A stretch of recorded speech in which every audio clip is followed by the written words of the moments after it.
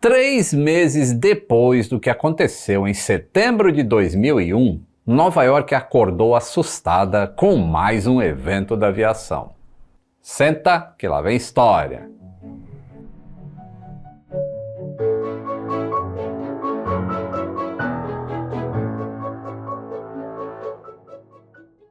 Saudações aeronáuticas, tudo bem com vocês? Tudo bem.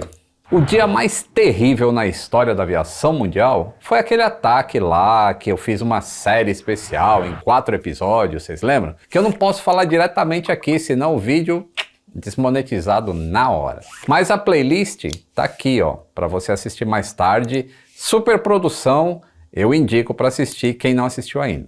Bom, depois daquele dia, o mundo, principalmente os Estados Unidos, ficaram extremamente abalados com os atentados e o receio de voar aumentou consideravelmente entre as pessoas. Aliás, diversas companhias aéreas faliram depois. E era nesse clima que no início da manhã do dia 12 de novembro de 2001, apenas 2 meses depois daqueles eventos, na mesma cidade de Nova York, que os 251 passageiros do voo 587 da American Airlines se preparavam para a viagem com destino ao aeroporto de Las Américas, em Santo Domingo, na República Dominicana. Mas antes, uma informação importante sobre a nossa parceira que vocês já conhecem por aqui, a Nomad. A Nomad é uma conta global 100% digital e aceita em mais de 180 países. Não tem taxa de abertura e nem taxa de manutenção. Nela, você converte os seus reais em dólar, com a melhor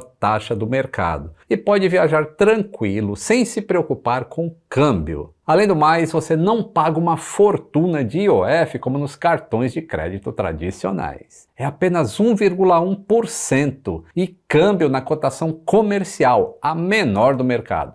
Sem falar nos benefícios associados, como a sala VIP exclusiva no Terminal 3 do Aeroporto Internacional de Guarulhos. E você pode investir em dólar. Tem tudo explicado na área de clientes quando você abrir sua conta. E eu tenho uma promoção especial para vocês, tá? As primeiras 200 pessoas que baixarem o app da Nomad, que está no link da descrição e no comentário fixado, e colocarem o cupom AVIões40, ganharão até 40 dólares de cashback na primeira operação de câmbio. Use o link que está na descrição do vídeo. Não esqueça de colocar o cupom e vire um cidadão do mundo. Agora, de volta para nossa história.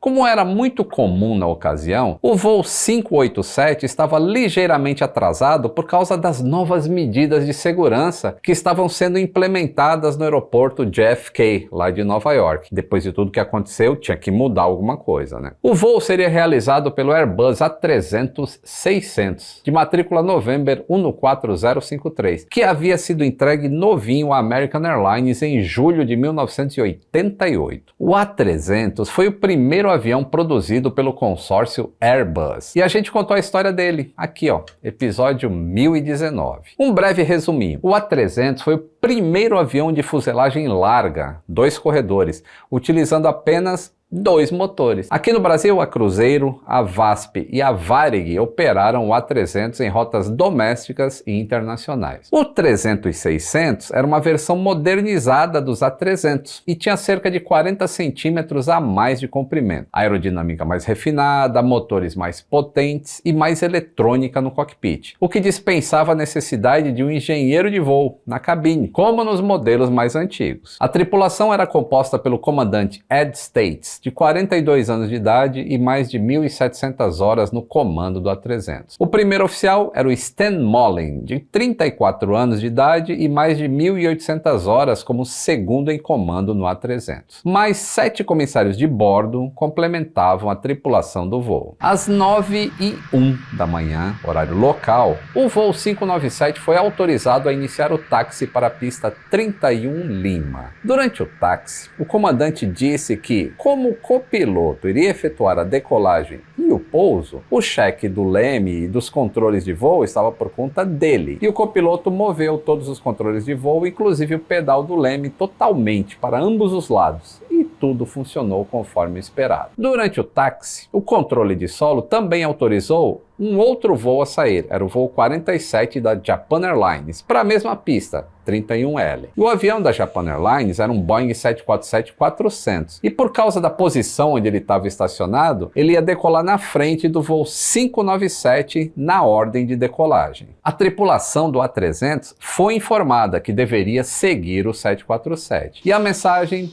foi confirmada pelo copiloto. Às 9h11, a torre autorizou a decolagem do 747 da JAL. E em seguida, autorizou que o Airbus A300 alinhasse na pista e aguardasse. E também alertou quanto à esteira de turbulência deixada pelo 747. Esteira de turbulência é uma perturbação na atmosfera que se forma atrás de uma aeronave quando ela se move através do ar. E ela inclui vários componentes. E os mais importantes são os vórtices que acontecem aqui na ponta da asa e os gases de escapamento dos motores. Esses vórtices, eles são descendentes e em espiral. E quando eu falo assim, turbulência atmosférica não derruba avião, a esteira de turbulência é algo bem mais crítico e pode levar a um acidente. Porém, ela é muito bem gerenciada hoje em dia. Eu tenho até um vídeo aqui, ó, episódio 634 sobre esteira de turbulência. Imagina assim um lago bem tranquilo e sem ondas, e aí passa uma lancha correndo. Aí vai dar aquela bagunçada na água, com aquelas marolas, e vai levar um tempo para que tudo fique calmo novamente. E quando a lancha for maior ainda, tipo um navio, e a velocidade maior também, maior vai ser a agitação. Agora imagina um Boeing 747 a mais de 400 km por hora, a movimentação que esse bicho causa no ar, com correntes ascendentes, descendentes, espirais, muita coisa. Então o avião que vier logo atrás vai ter de passar por esse ar agitado. Isso pode complicar bastante o voo. Por isso que é necessário que se mantenha uma distância de separação mínima do avião que vai à frente, que no caso do 747 é por volta de 5 milhas ou 8 quilômetros entre um avião que vai atrás e ele. Para os casos em que o avião que estiver atrás for grande, se o avião for pequeno é mais tempo ainda. Pra vocês terem uma ideia, em 2017, um Challenger 604 cruzou o voo com o Airbus A380. Eles estavam separados por 1.000 pés de altitude. Isso foi suficiente para que o Challenger virasse 2 vezes no céu, perdesse mais de 9.000 pés de altura, sem controle, até que os pilotos conseguiram pegar o controle do voo e alternaram para o aeroporto mais próximo. Eu ainda vou contar essa história aqui no canal, porque o avião foi praticamente para o lixo. Pois bem, o copiloto do voo 597 perguntou para o comandante se ele estava satisfeito com essa separação em relação ao Japan Airlines que a torre passou. E o comandante estimou que a distância seria maior que 5 milhas e disse que tudo bem. Então o A300 decolou às 9h14, 1 minuto e 40 segundos depois do 747. E durante toda a duração do voo, os aviões ficaram separados por pelo menos 4,3 milhas na horizontal, tá?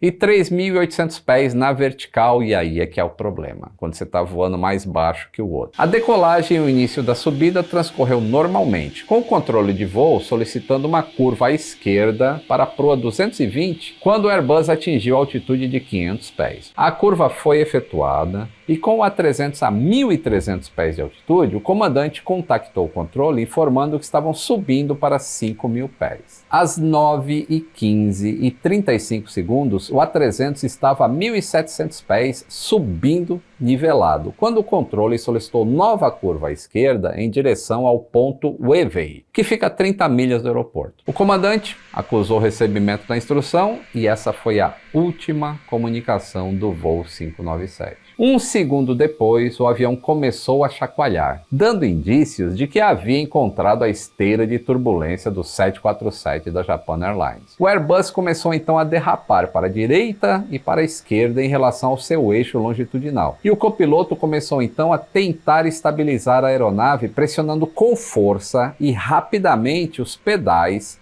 que controlam o leme de direção. Apesar de ser um procedimento autorizado e até encorajado pelo treinamento de pilotos da American Airlines, a Airbus, que é a fabricante do Airbus, recomendava a recuperação de esteira de turbulência usando apenas os ailerons que ficam nas asas e não o leme. Assim sendo, O leme de direção do Airbus começou a ser aplicado com muita velocidade e força por várias vezes seguidas em ambas as direções e muito rapidamente. Era como se o copiloto estivesse literalmente pedalando. Às 9h15:44, o comandante comenta que estava com um pouquinho de turbulência de esteira e o copiloto concordou e pediu que a velocidade fosse aumentada para 250 nós, que é o máximo permitido nos Estados Unidos até a altitude de 10 mil pés. 5 segundos depois, o Airbus entrou novamente na esteira de turbulência do Boeing 747. Às 9h15:54, o copiloto, com a voz alterada, pede potência máxima. E o comandante perguntou se estava tudo bem com ele, e a resposta foi que sim. E o copiloto continuava a pressionar com toda a força os pedais do leme, fazendo com que a maior superfície de controle de voo de um avião alternasse para sua posição máxima à direita e à esquerda. Comandos assim de grande amplitude e grande velocidade. Às 9h15:56 segundos, foi ouvido o som de algo se partindo e o copiloto pediu mais potência. Nesse momento, o A300 voava a 251 nós e mais barulhos altos e estranhos podiam ser ouvidos. A aeronave interrompeu a sua subida e começou a mergulhar em direção ao solo. Às 9h16:01, o copiloto fala um palavrão e os alarmes do ECAN podem ser ouvidos na cabine e mais ruídos cada vez mais altos podem ser ouvidos. ECAN é o sistema de gerenciamento que recebe anúncios de falhas do avião. O Airbus caía praticamente na vertical, como uma pedra em cima da cidade. E durante esse mergulho, a velocidade atingida fez com que ambos os motores se desprendessem das asas. Às 9h16:14, o gravador de voo interrompeu a gravação. Neste momento, o A300 explodiu ao atingir uma casa na esquina da Newport Avenue com a Beach 131st, no subúrbio de Bell Harbor, no bairro de Queens. Um grande incêndio começou em consequência da explosão e queimou boa parte da vizinhança. Todos os 260 ocupantes do avião sofreram ferimentos fatais, junto com mais 5 pessoas que estavam no solo. Um dos motores caiu no estacionamento de um posto de gasolina, a 250 metros do resto do avião. E um outro motor danificou gravemente uma casa e um barco a um quarteirão de distância. E à medida que a notícia do acidente se espalhava, as autoridades municipais reagiram como se fosse o início de outra campanha de terror aéreo. As autoridades fecharam todas as pontes, fecharam os aeroportos, os túneis de Nova York, evacuaram o Empire State Building e bloquearam o acesso ao prédio das Nações Unidas. Enquanto os bombeiros combatiam as enormes chamas, o resto da cidade parou em questão de minutos. E até um membro da Al-Qaeda assumiu a autoria de um possível atentado pelo grupo. Porém, um fato estranho levantou outras suspeitas sobre o acidente. O estabilizador vertical, que é esta parte aqui, ó,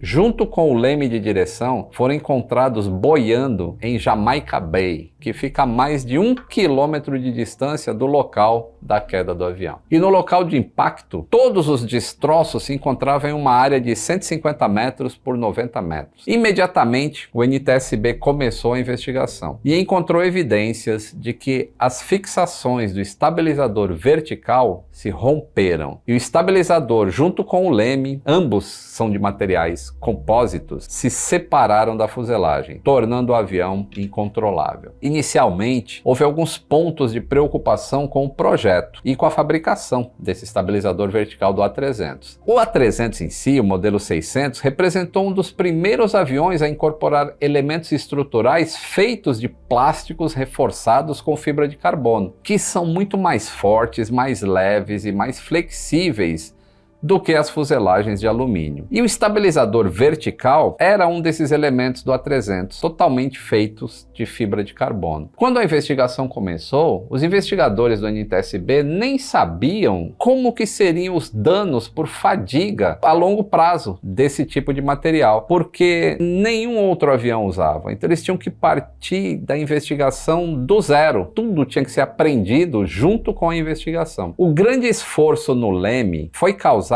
pelo uso desnecessário dos pedais de controle pelo copiloto, depois que ele encontrou a turbulência. Ele estava aproximadamente 1.600 pés, que dá uns 518 metros de altura. Toda aeronave tem uma velocidade abaixo da qual não deveria ser possível sobrecarregar a fuselagem usando somente os controles de voo. Para o Airbus A300 é uma velocidade de 270 nós, ou 0,78 Mach, o que for menor. Mas o voo 587 viajava a cerca de 250 nós quando o estabilizador quebrou, ou seja, estava bem dentro do limite. Então isso levantou sérias dúvidas sobre o projeto do estabilizador vertical e do sistema de leme do Airbus A300-600. Será que ele estava em conformidade com os regulamentos federais? Mas quando o NTSB investigou as regras que regem o design de aeronaves, descobriu que os requisitos não eram tão claros como se supunha. Combinações de comandos como mover repetidamente o leme com deflexão total para a esquerda e para a direita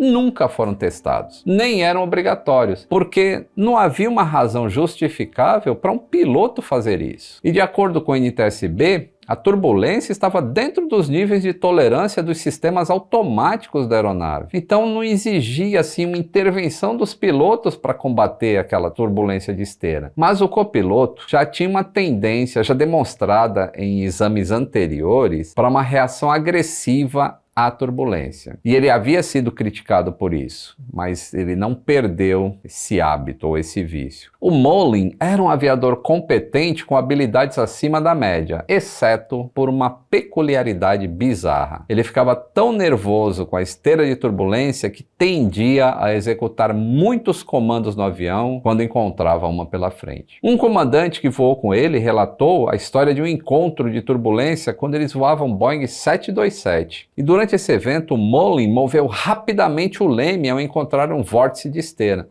E as ações foram tão incomuns que o comandante inicialmente presumiu que o Mullen devia estar reagindo a uma falha de motor. O relatório criticou o que considerou ser a formação inadequada dos pilotos naquela época, no uso adequado do sistema de leme de direção, iniciando mudanças na formação e na certificação por parte do fabricante e dos operadores. E também foi sugerido pelo NTSB que a Airbus estudasse as opções para modificar o A300-600, tornando o pedal do leme menos sensível ao movimento e garantindo maior proteção contra o acionamento do pedal do leme na questão da amplitude potencialmente perigosas em altas velocidades. Os aviões Airbus, eles são conhecidos por ter o sistema de comandos de voo por fly-by-wire, que protegem o avião em caso de comandos excessivos, ou seja, não são cabos de comando, são fios. Mas esse sistema só foi utilizado a partir do Airbus A320 e dos modelos que vieram depois dele. Os A300 e o A310 eram comandados ainda por um sistema convencional de cabos. Bom, apesar da reação dos moradores e das autoridades de Nova York com o acidente do voo 587, o choque da tragédia foi sentido de forma muito mais intensa a milhares de quilômetros de distância. Foi na República Dominicana, onde os familiares desesperados esperavam em Santo Domingo por um avião que nunca chegaria. Cerca de 90% de todos os passageiros eram